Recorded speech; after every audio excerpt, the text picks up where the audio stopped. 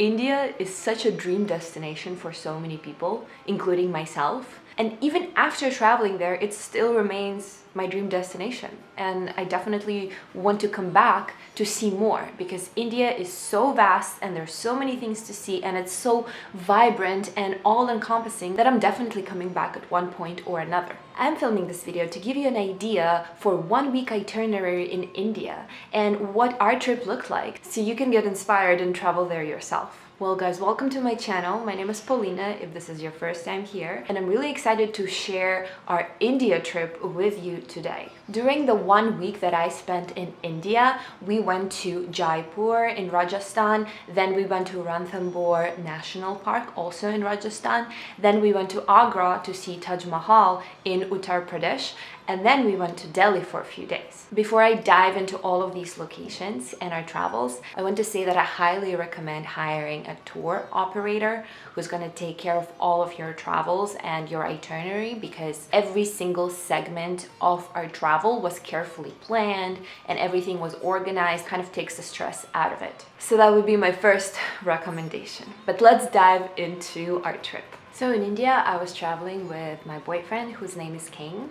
And before I joined him, he also managed to visit other locations, which were Mumbai, Udaipur, Narlai, and Jodhpur. And then once I left after my 1 week in India, he also went to Varanasi, which he highly recommends because Varanasi is one of the oldest continuously inhabited settlements, and it's also a spiritual capital for Hinduism. Okay, so the first place I'm going to talk about is Jaipur. I flew in from New York to Delhi, and then I had to transfer to get to Jaipur.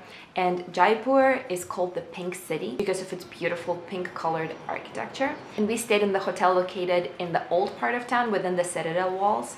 And the name of our hotel was Samode Haveli. And Haveli is the word for Indian traditional townhouse. And our hotel honestly felt like an oasis within the bustling city because we would drive through narrow, crowded streets, and then we would finally reach the gate to our hotel, and then it would finally be very peaceful and quiet. And I really liked the contrast that the hotel provided us with. So I highly recommend staying there if you're going to Jaipur. We loved the hotel, we loved the architecture, we loved all of the amenities. We did a yoga class once, so everything was really nice. And then our first day in Jaipur, we were exploring an example of a stepwell, which were very common in India. And then we also explored the Amber Fort. Amber Fort was built in the 16th century, and it is a massive complex, and it is mainly built out of red sandstone and white marble, which is located on a hill, and it's a beautiful citadel with multiple palaces. So it took us multiple hours to just get through everything there. And then the same day we also went to an elephant sanctuary, which was also great because the elephants were saved from captivity,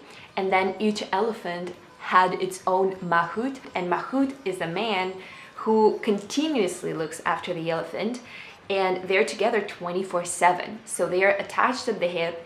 They are never separated. Mahout sleeps next to the elephant. So Mahout is pretty much a man who dedicates his full life to caring after the elephants. And it's clearly a dying art in our days, but we still met the Mahouts at this elephant sanctuary. We were very surprised when we found out about this. And the Amber Fort was also very impressive with its palaces that are contained within the citadel walls. And it was very exciting to walk around and imagine how Maharajas lived there with their multiple wives, and how they kept switching the palaces because the palaces are seasonal and each palace accommodates a different type of weather and different types of activities that go with the season. And we also love the interior architecture of the Winter Palace because the walls are cladded with infinite amount of tiny mirrors, and if you light up any type of light source, it is reflected in all these tiny mirrors and it produces this beautiful effect. Yeah, the artwork there, the architecture,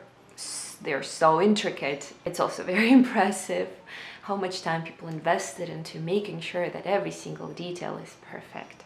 And then we ended our day by getting back to the old city of Jaipur. We also stopped at a jewelry manufacturer and we saw how some pieces of jewelry were produced. And then we went to the old town and walked around the city of Jaipur for a little bit, but then I was so exhausted with my jet lag that we went back to the hotel and stayed in. I also want to say that traffic in India is something else. The rules of traffic simply do not apply, and there are so many participants of traffic on the road. There are cows walking around in different traffic lanes. There are all different types of vehicles, and I also think the occupancy in these vehicles is exceeded beyond maximum capacity. So sometimes you just see like 20 people sitting on top of a bus and the bus is driving, and you're like, wow, how does that work? The next day we drove to Ranthambore, and we didn't drive ourselves. We hired a driver through the same tour operator, so it was all organized by the same tour agency. I don't think I would even dare to try to drive in India. That attempt would fail miserably. So we went to Ranthambore and we stayed there for 2 nights, and we loved our hotel. Just loved our hotel. We stayed in Oberoi hotel, and that place has like scattered tents around its property. Those are not actual tents. They are actual rooms, but they just have like a tent ceiling. It wasn't too big, it wasn't too crowded, there weren't too many people, and we had the pool to ourselves. Then the first day when we arrived, we went for a spa session, we went for a massage, and we just almost always felt like we were by ourselves. And the staff was very attentive. The dinners were beautiful. The food was really good. And I think staying at that hotel with King was definitely one of the biggest highlights of my entire trip to India. But we came to Ranthambore to go on a safari, to see the wildlife and to spot some tigers. And unfortunately, we did not see any. Like the following day after we arrived, we woke up at 5 and the Jeep picked us up. We drove through Savai Madhopur, which is the local town, and we again witnessed the craziest traffic. And that was a perfect way to wake us up. And then we got to the park and we pretty much spent the whole day driving through the park, trying to spot different animals. And we were able to see a lot of different deers. We were able to see a lot of peacocks and monkeys. But then we never saw any tigers. Another highlight from Ranthambore was the sunrise in the park. There's just something very magical about waking up early and being able to witness that first light of the day. So, the next day we traveled from Ranthambore to Agra. And on the way there in the car, we watched a Bollywood movie, Kabhi Khushi Kabhi Gum, which we enjoyed very much because it's very positive and it's almost like a musical. There was a lot of dancing and singing. And we also loved the plot of the story about the tension between the elders in the family and the younger generation. So that was a really fun experience on its own. And then we got to Agra a few hours later. And the same day we went to see the Agra fort, which was a very happy experience for King because King loves historical fortresses and old structures in general. And the Agra fort was built in the 16th century by Mughal Emperor Akbar, and it definitely impressed us with its size but also the intricacy of details.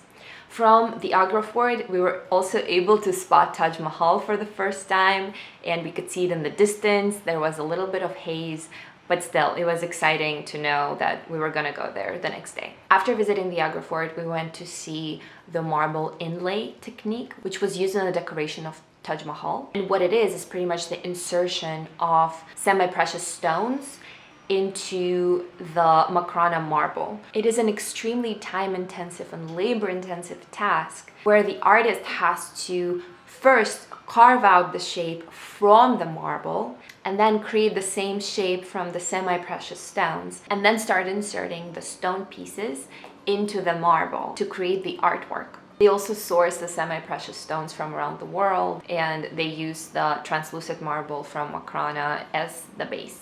Okay, the next day we woke up at 5 a.m. to go see Taj Mahal. I think this experience of seeing Taj Mahal was my favorite from the whole trip. We woke up at 5 a.m. to make sure that we were going to be among the first people to be allowed inside the complex. And it was so worth it because we were able to witness it in almost perfect solitude. We were among the first people to enter the mausoleum as well. And we also got some beautiful pictures and videos with no other people in sight. So Taj Mahal was built as a tomb for Mumtaz Mahal, the beloved wife of the Mughal Emperor Shah Jahan.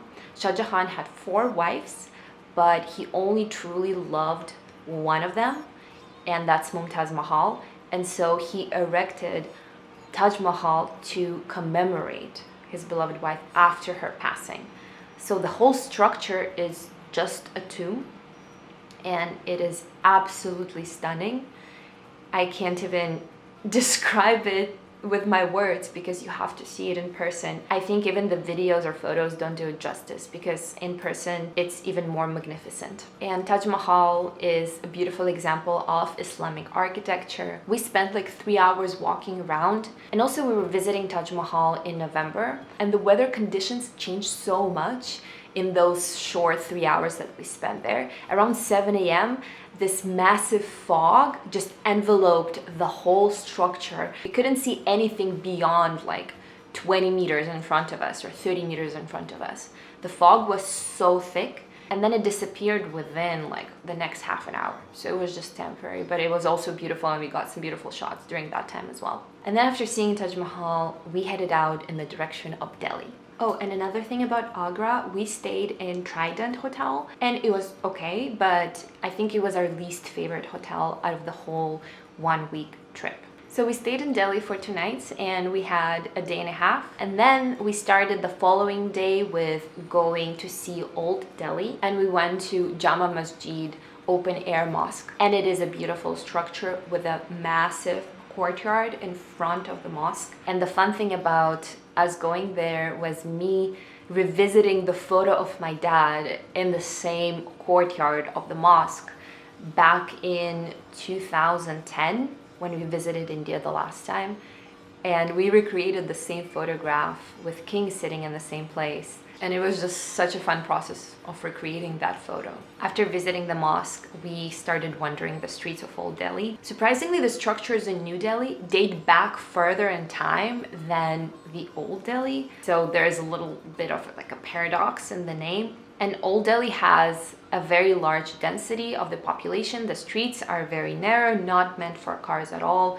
Maybe they're meant for motorbikes at best, but even motorbikes don't have enough space. And then while walking the streets of Old Delhi, we also visited the restored Haveli that was turned into a hotel. And the name of it is Haveli Dharampura. That place also felt like a little bit of an oasis, because you enter from a crowded street and then you have the courtyard to yourself, and it suddenly gets very quiet compared to the noise level of the street.